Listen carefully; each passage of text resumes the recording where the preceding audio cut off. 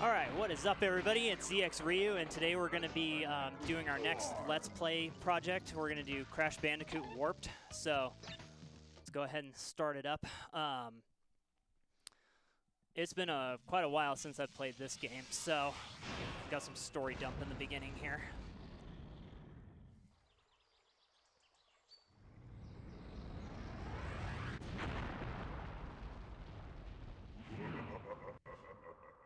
Free at last.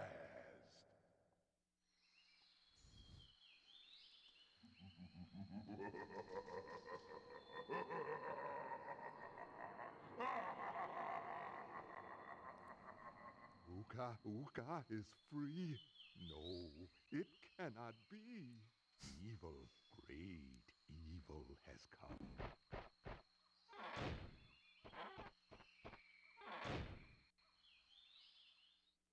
None have dared to fail the brave Uka even once. But you, Cortex, you have failed me twice. Great Uka, it was that infernal Bandicoot. From deep inside my temple prison, I sent you simple instructions to follow. But you lost the gems, you lost the crystals, and I have lost my patience. There is now no other power source left on this planet. I know we've had a few unfortunate setbacks. And failed! But since your bumbling has managed to set me free, I am feeling generous. There is still a way for us to amass the power needed to enslave this miserable planet. And this time the great Uka will make sure that you do it right!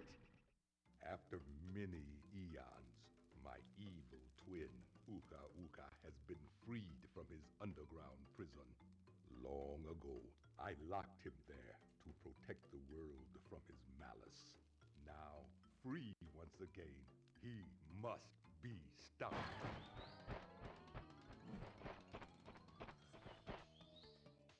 Children, Uka and Cortex plan to use this time-twisting machine to gather crystals that lay scattered across time. I have brought you here to recover the crystals before they do so. To open the time portal, simply stand on a button and then jump into the portal. Good luck. Okay, so that's pretty much all the story dump and introduction that we get for right now. So it's pretty straightforward. You know, if you've played the previous two games, you kind of know pretty much what's going on. But anyway, I guess Uka was pulling the strings the whole time from the first two games? I don't know what we're supposed to gather from that, but anyway. Okay, so anyway, this first world, I guess, has... Or I guess let me back up. So there's five worlds and kind of a hidden one, I guess, and you have to beat all of the levels in order to unlock them. So there's these force fields that get in the way. Let's see here. The mechanics of this game start out with you have the crawl. If you hold circle, you can move around with the crawl, or if you are walking and press circle, you can do the slide and then a jump to jump higher. You can do the body slam, so you get pretty much everything you get from Crash Bandicoot 2 to start with, which is good. So let's just go ahead and start at the first world, and we'll see what happens.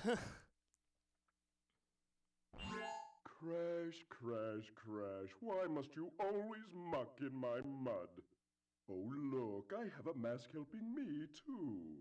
We will find out which one is more powerful soon enough.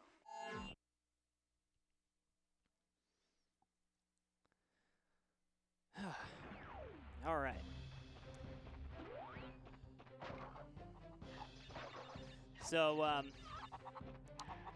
So anyway, there's a bunch of different types of boxes, and apparently I can't jump. This is not good. Okay, so there's boxes that you can, if you're unfamiliar with any of the Crash games, there's boxes you can jump on, kind of like a spring to get what's called Wampa Fruit out. There's question mark boxes that sometimes have like one or many Wampa Fruit in them. Then you have the masks that give you another hit. You have checkpoints that'll reset you to where you died. Those boxes are new. They'll rotate through, and if you leave them for too long, they'll turn into a metal block, and you won't be able to do anything with them. Then you just have kind of the normal boxes that just have one in them. Another thing that they changed in this game is that every time you kind of jump off one of the spring boxes, they will give you 2 fruit instead of just 1, so you only have to jump on them 5 times instead of 10. They kept all the bonus levels, which are just kind of like a subsection of the level, I guess. They give you some just extra boxes and just kind of like some little, you know, challenge areas or whatever. They've had these since the first Crash game, so they're just kind of keeping with the theme. The thing that's new in this game is not only can you see how many boxes you've broken, you press the triangle button and it brings up kind of like a subsection that you can see. Not only do you have the number of boxes that you've broken, it shows how many are in the level that you need, which is a big change from Crash 2, where they just had the number that you broke. But the first game didn't give you anything. You couldn't tell how many boxes you've broken, how many boxes were in the level, or anything. So Crash Warp, they finally gave you the option to see how many are in each level. And also, too, the boxes hold over when you die.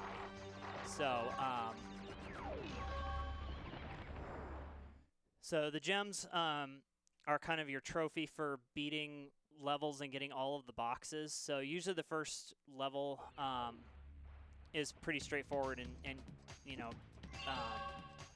on how many boxes you need and how to break them. Then Crash does his little dance after. You can skip it, and all the subsequent times I'll skip it, but anyway, he just does this kind of like dance after he's done. Under pressure.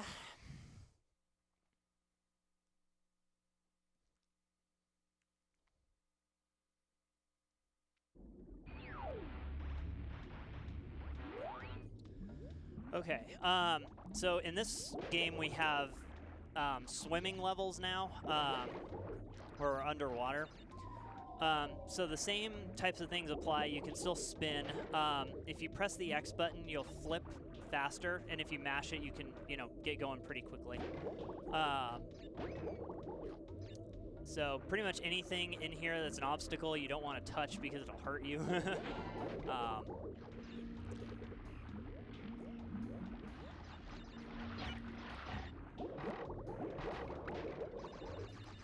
Don't remember. I'm trying to remember, and it's gonna take me a little while for a lot of this to come back to me as I'm playing it because it's been a while, but like years. But anyway, I'm gonna attempt to go through all these levels and get everything that I can the first time through. Some of these levels I'm probably going to be doing, but I don't remember if I can get all the boxes the first time through, you know, to kind of complete it or not.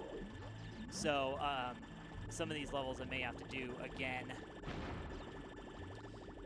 Okay, so this little fish robot machine thing, I'm not really sure.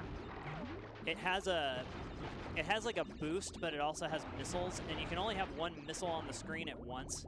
So it makes it kind of hard to mash, I guess. But anyway, yeah. So it has just a normal missile attack. Oh, I guess you can have 2 on the screen. So you use it to get through this coral.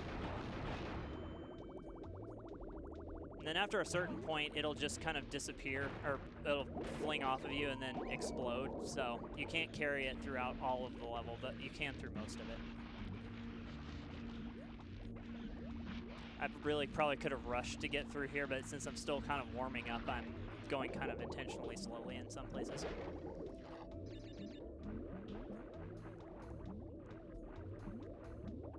Let's see here, there's a box up here somewhere there's a box that starts like changing almost immediately when it's on the screen, and so I'm trying to remember where that one is and get to it before it goes away.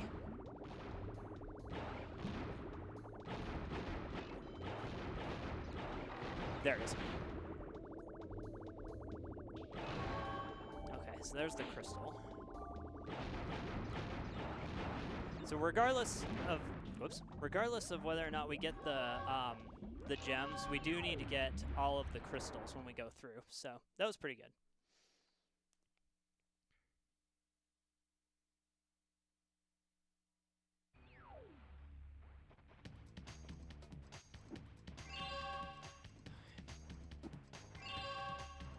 And there's no way to kind of speed up the throwing animation either. It's just kind of what it is. So a new thing in this game is that you can use Coco. She doesn't just get in your face and be annoying about being a terrible big brother. You can actually play her as a character now. And she rides this tiger, I think. I don't remember what the tiger's name is, though. I feel really bad. I know the polar bear's name is Polar. I think it's Pura, I think is the name of the tiger. I can't remember, though.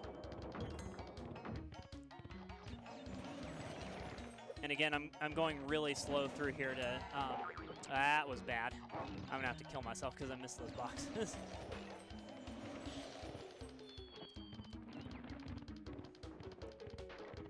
It tricked me. I thought it was the one you had to jump over on the first one, not go under it. Oh well. There is a dash that you can do as well by holding circle, but you know, you get going pretty quickly. So missed the box. Some of these boxes are really tricky to grab. Kind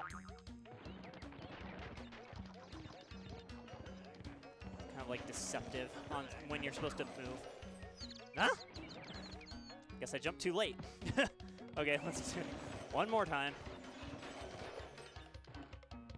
Warm-ups, y'all.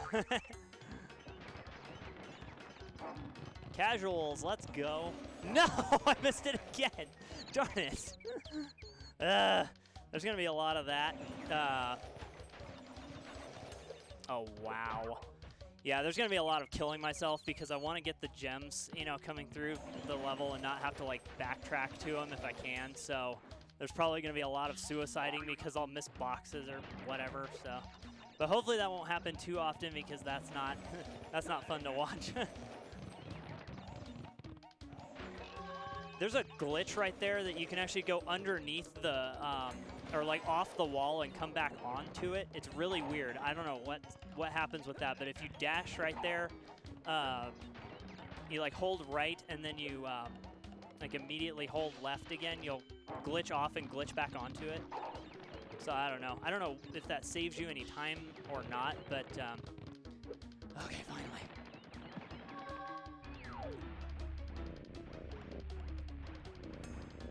All right. Also, Coco walks incredibly slow and has no slide.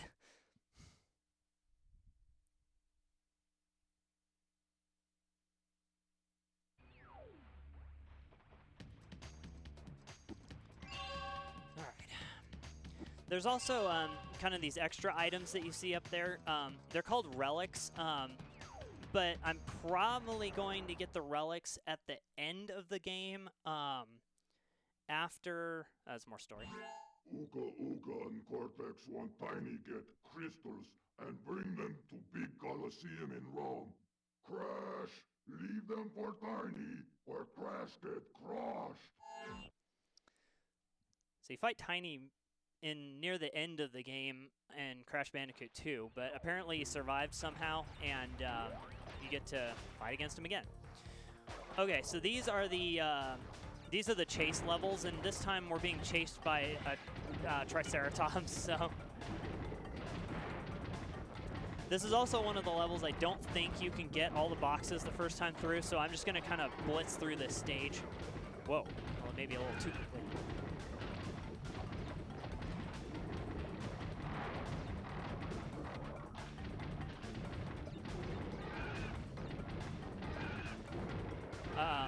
There's also a secret in this stage. I can't remember where it is exactly. I think it's in this stage, but you have to get taken away by one of the pterodactyls. So I might have to kill myself a couple times to see which one that is. I don't know why I'm grabbing these boxes. I don't need to. let's see.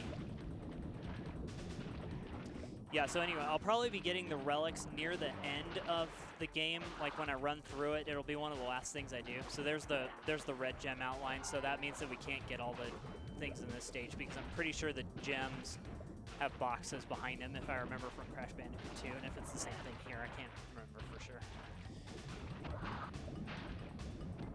That was close.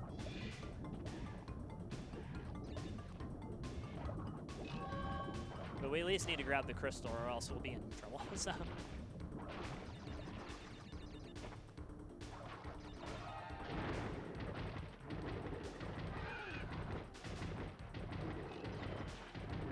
The grass, if you walk through it, you kind of like wade through it and it slows you down a lot, but you can spin it and get rid of it. So I'm usually trying to do like a spin, kind of like a mock spin jump where I hit the grass like right when I'm landing and then jumping out of it.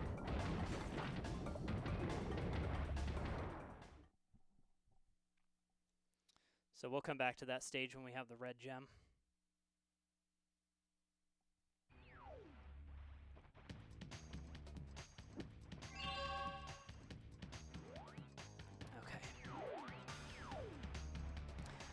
All right, so we have another Coco stage. This one, you're on a jet ski? Yeah, jet ski. Not jet skate, jet ski. The jet skates are Mega Man Legends. So anyway, pretty much with these levels, what I do to get through them is I pretty much hold the accelerator the entire time. Unless I miss something, you know, then you can hit the brake with square. You can do tricks where you can spin left or right if you hold left or right when you're going off a ramp, or you can, yeah, this thing is super maneuverable. You can hold back to do a backflip. You can also hold forward and you'll go into the water. There's some boxes that are hidden underwater, so you have to, that was too close. That was also too close, darn it. Oh well. So you can hold forward to go underwater, and you sometimes have to do that to get some of the boxes.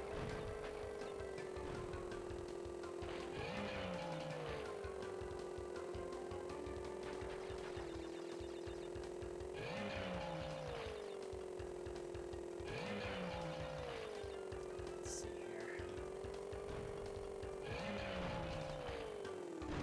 Yeah, so let's not go careening out of control right here. Yeah, any of those guys that are in the water, they're all obstacles. Oh, great, the checkpoint right there. That was close.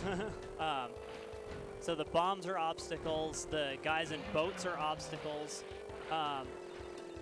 Those birds, if you mess around with them for too long, will hurt you as well. So it's just easier to just kind of grab it and go.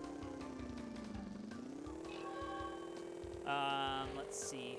Some of the bombs move, like that one, although it was moving really slow.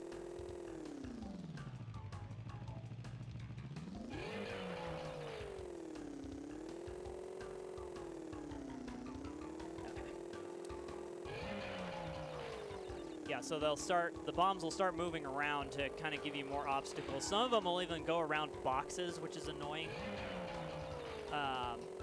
Let's see.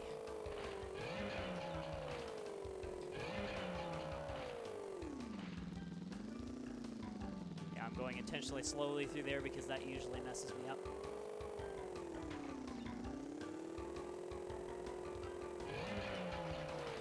That last box on that jump is kind of weird. Sometimes you won't grab it, even though you'll go kind of right next to it, so, or even through it sometimes. Okay, cool.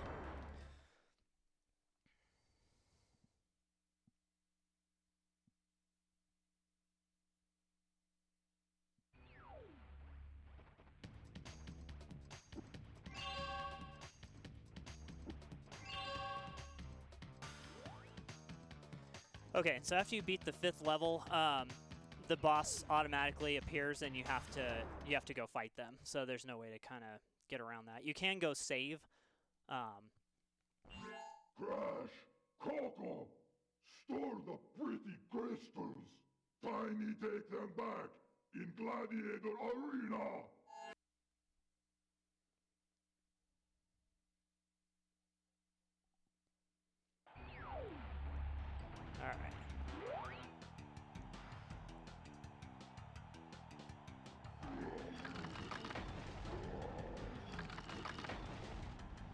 All right, Samson, let's go.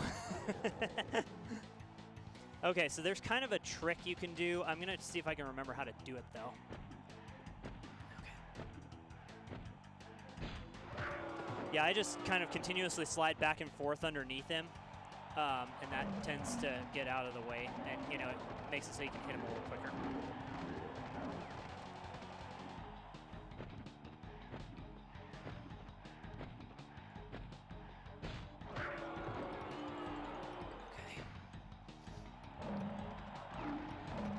You can get extra fruit if you spin a bunch of the lions all at once, but I just find it easier to kind of avoid them. It's, you know, less hazard.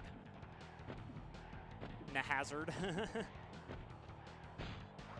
There we go.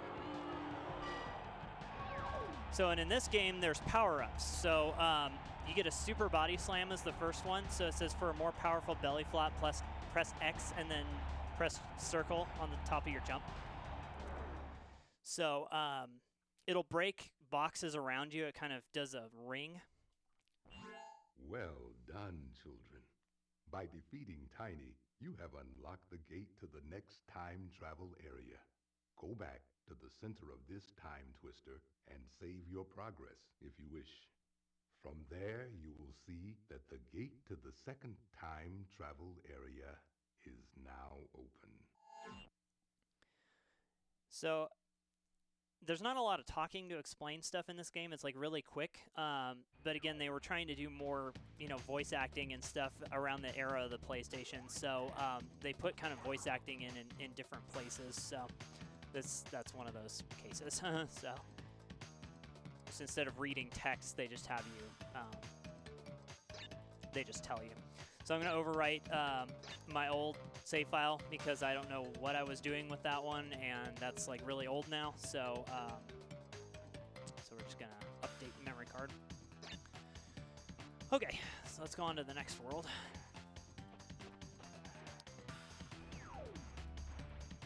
Gee whiz.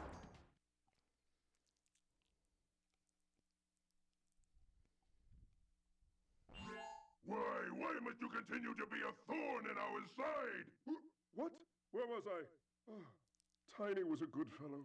He hated everyone and everything, but a good heart nonetheless. Please be more reasonable with my minions next time. I don't know why Cortex's audio is like super overblown either. It was like there was no EQing done on that. I don't know. It's weird. All right.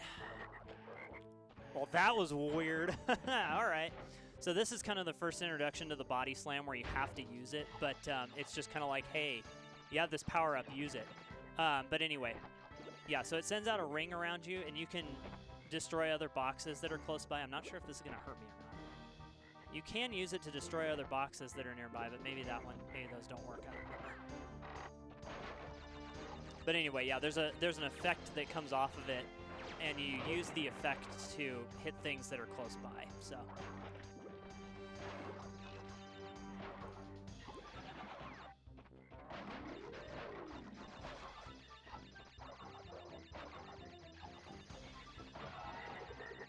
So,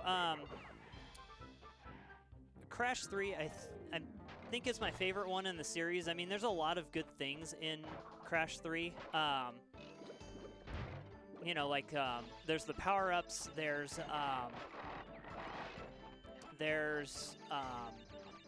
it's just got really, like, all the levels are really nice. You know, I think it's just, they're really varied, which I think is cool. Some of them are pretty challenging too. We'll get to some of the ones a little bit later on, but they get pretty tough in this game. So, and just the number of boxes that you have to get in a lot of these is just horrible there at the end. So the levels, I mean, it's nice that they kind of weird. It's nice that they gave you, you know, see how many boxes you need, just because some of the stages are so large that. Because, I mean, we're already just to the second world, and we're already at 100 boxes here. So, I mean, that's huge. So I think the level that has the most boxes is like 230 33 or something. I think that's how many boxes are in the last, like, one of the levels, but it's pretty awful. So,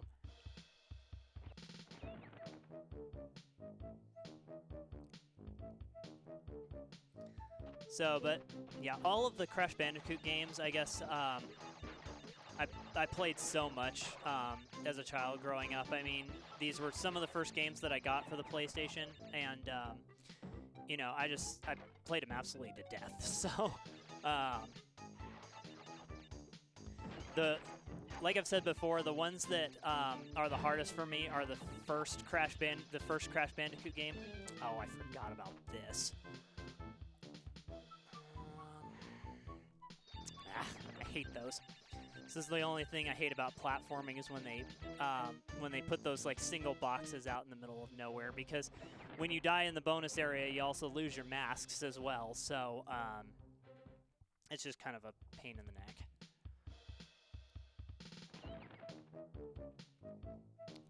I may actually go get that box and then backtrack. Let's see. Let's get these out of the way. Get some fruit out of it, because I know I'm going to need extra lives near the end of the game. There we go. And I still killed myself. Darn it.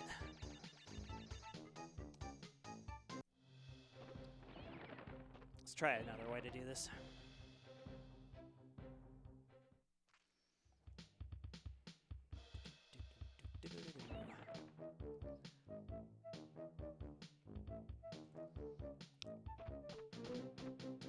So, and again, if you know, if you haven't seen any of the Twitch streams recently, or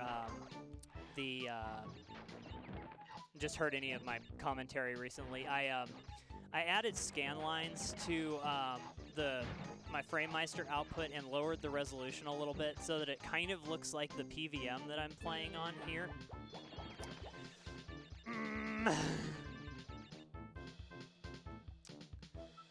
I hate these. So, but anyway, if it's distracting or, you know, hard to look at or whatever, I guess just let me know and I'll turn it back off. I just thought it looked kind of fun, you know, so you guys can kind of see what I'm seeing on the screen that I'm playing on over here. So because I record everything on my computer, and then I play all my retro games on a professional CRT. It's a Sony PVM. So I do stuff with that. So, but I don't know. I just think it kind of looks fun. It looks retro, and you know, it's just something different. So, how do I want to do this?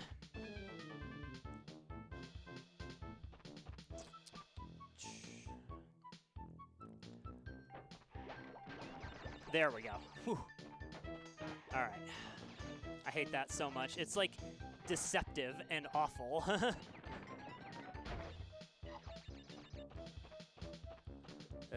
Okay, well, at least we're through that now.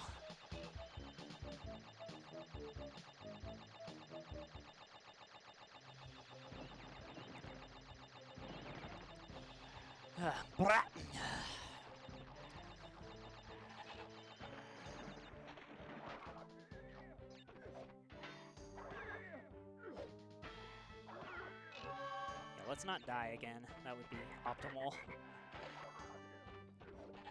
Okay. One thing that's nice is, especially from Crash Bandicoot 2, they reduced some of the lag frames from breaking nitro boxes, which is good.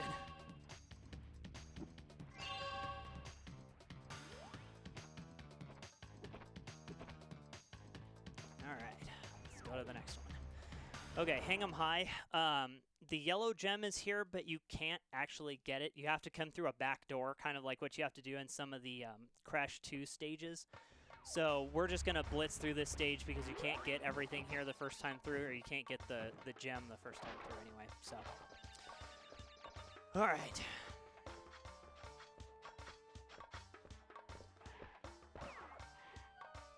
So yeah, you know, some of these stages we're just going to come back to later because there's no possible way of getting everything the first time through.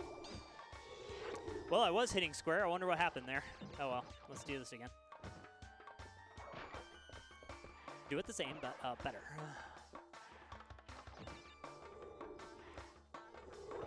There we go. Whatever. Okay, so if you hold circle on these panels, you can tuck yourself in, which is good for avoiding some obstacles. You can also spin, and I don't know, like I said in Crash 2, I don't know how he can hold on and, you know, spin or whatever, but he does, so. These ladies holding jars, if you spin them, you'll have to attack them again, but if you slide them, they immediately go away. So it's always advantageous to slide.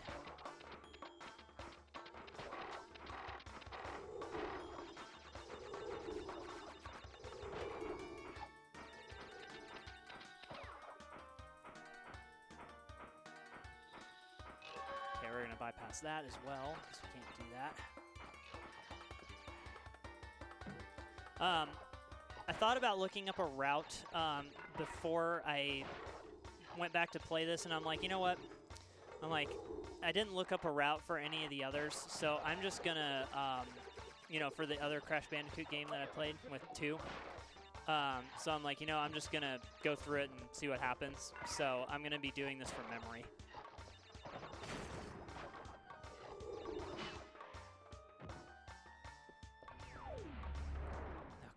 That level went pretty well.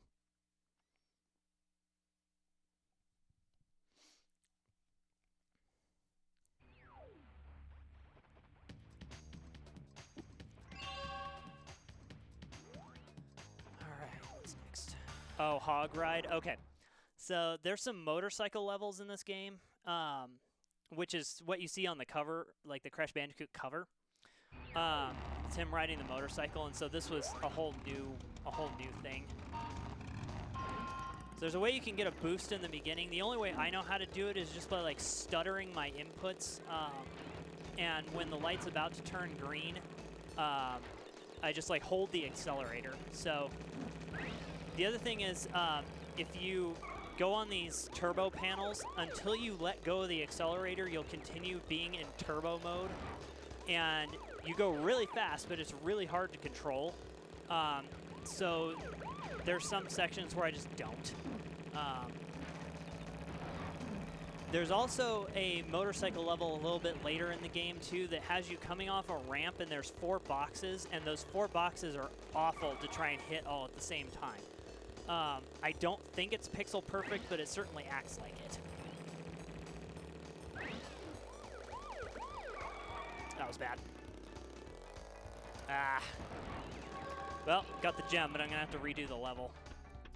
The only way you can get the crystal is by getting first. So sometimes I'll actually just go through them and get the gem first off, and then go back and do the crystal again, or vice versa. Just because those levels are horrible. Okay, let's try this again.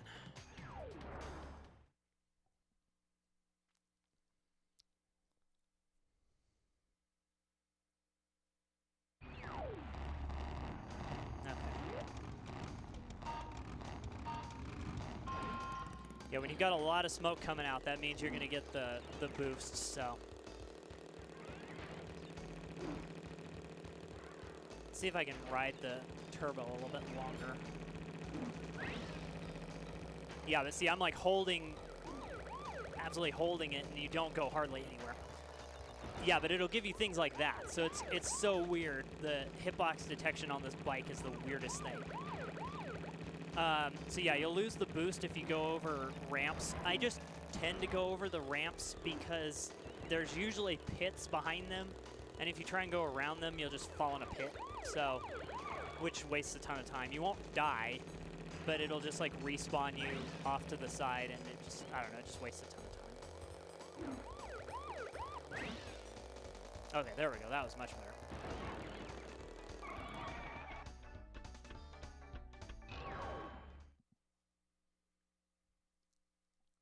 Yeah, the bike handle's super weird. Yes, it does. It is very weird.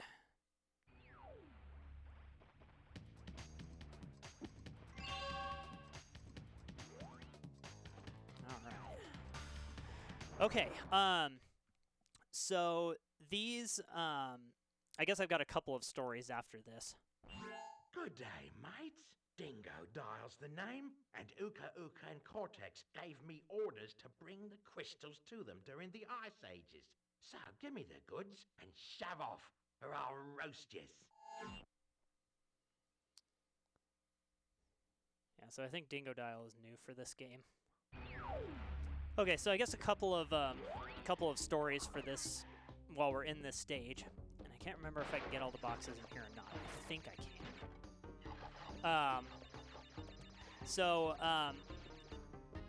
Back when I first played this game, I played it when it was pretty new, but I actually rented it at a Blockbuster when I first played it, and I had to go through multiple copies, like keep going back and forth to Blockbuster to actually get a copy that worked, because for whatever reason our Blockbuster by our house at that point, just the copies that they had were super scratched, and the game would always glitch out in the opening cinematic. So there was like no way to skip it or anything. It was just like it would just glitch out, and so if it got past a certain point, I knew the copy was good, but if it glitched out at any point during the opening, I knew it was bad. So I had to go through like I think 3 or 4 copies at the Blockbuster in order to get a copy that worked. So that was my intro experience to the game. But I rented it several times from Blockbuster and really liked it, and then eventually I bought it when I had money. You know, little 14-year-old me, or actually probably more like 12-year-old me.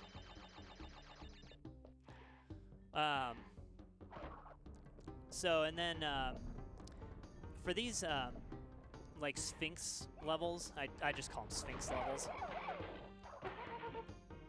So if you jump on the monkeys, they'll give you fruit. I don't know if anybody knew that, but you can jump on the monkeys, and then I think they give you 10 fruit. But anyway, these Sphinx levels, I had a bunch of Sphinx Legos, and so I was like nerding out on this stage when I found out there was like a Sphinx level. I was like, oh, it's just like the Legos that I have, and so I was so psyched when I first got to these levels. And they're still some of my favorite even to this day. They're challenging, but they're some of my favorites.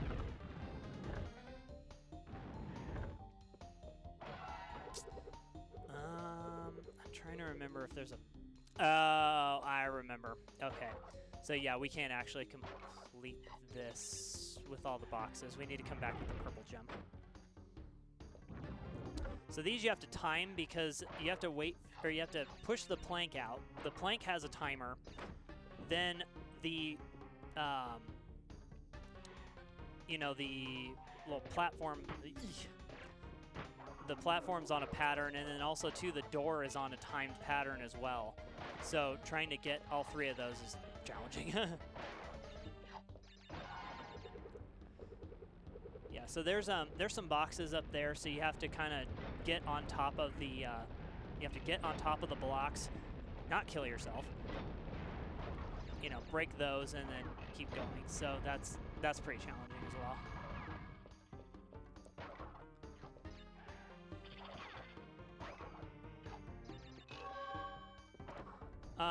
The music in Crash Warped is some of my favorite music in the whole Crash series. I actually am very fond of the Crash Bandicoot music in all 3 games, I guess, of the original trilogy.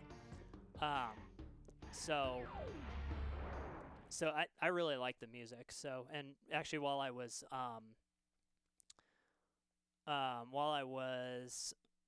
getting set up, I was playing kind of the HD remix music.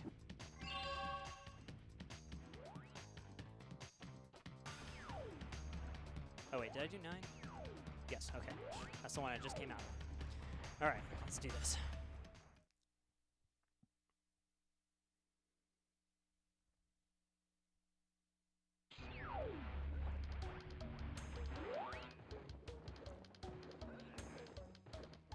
Alright.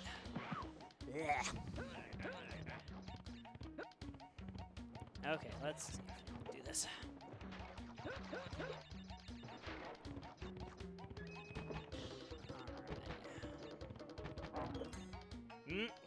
Jumped too early after my dash. Ugh. Okay, let's try this again.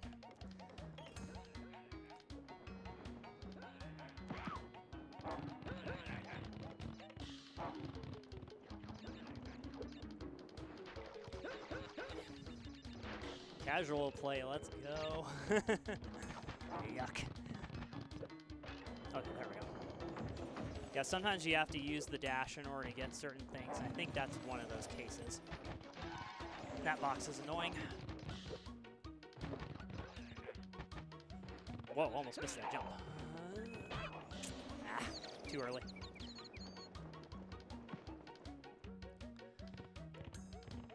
At least the good thing is if you die right there, you can just hold right and you'll grab the box automatically. So yeah, let's just jump over that guy. Okay. I think you have to dash jump there. I could be wrong, but whoa, I was about to glitch off the side. I don't know if anybody saw that, but okay. Yeah, these levels, yeah, the dragons start being weird too. These levels are not my favorite, honestly, because you know, just to get boxes, to do the time trials, they're okay, just because you kind of just blitz through it. But I don't like them for getting boxes because there's a lot of tricky ones.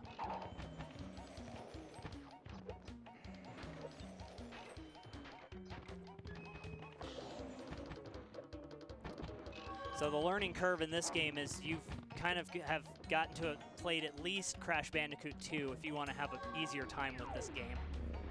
If you played Crash 1, you're fine, you know, because Crash 1 is really hard. But, you know, you at least want to play Crash 2 before playing this one.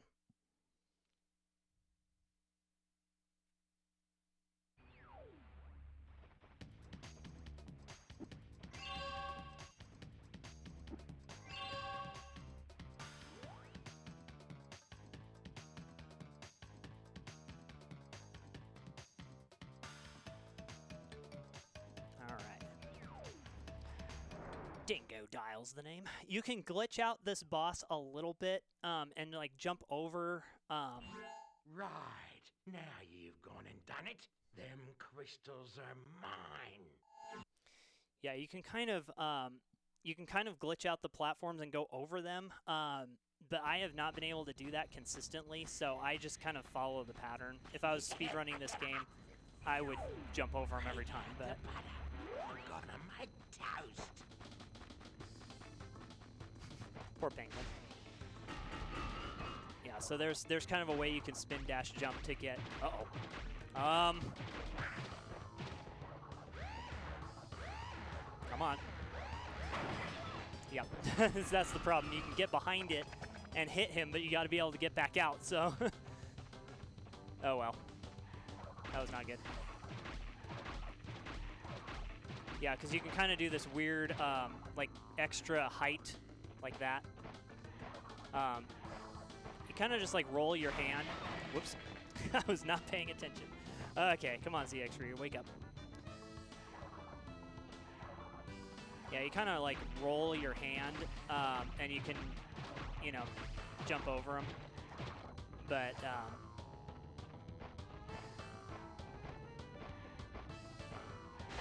yeah, you're kind of just supposed to wait for him to blow away the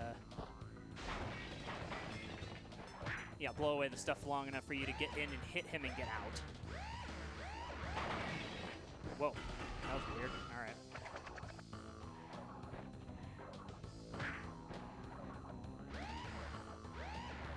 Going for the risky play.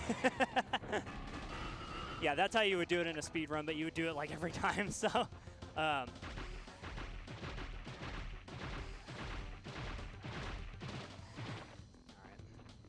Come on, bud.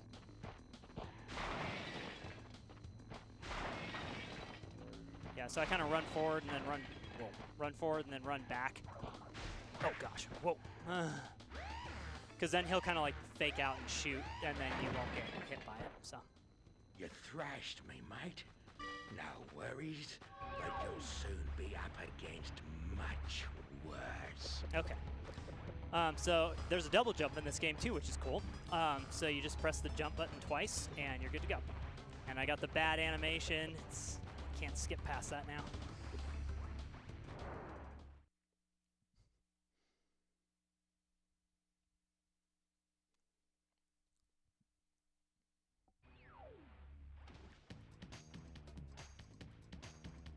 All right, so let's go ahead and save.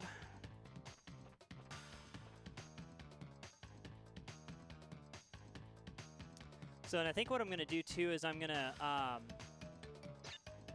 I'll go ahead and stop the recording here, and then I'll do kind of another introduction for the YouTube video version, and then we'll keep going. So, be back in a minute.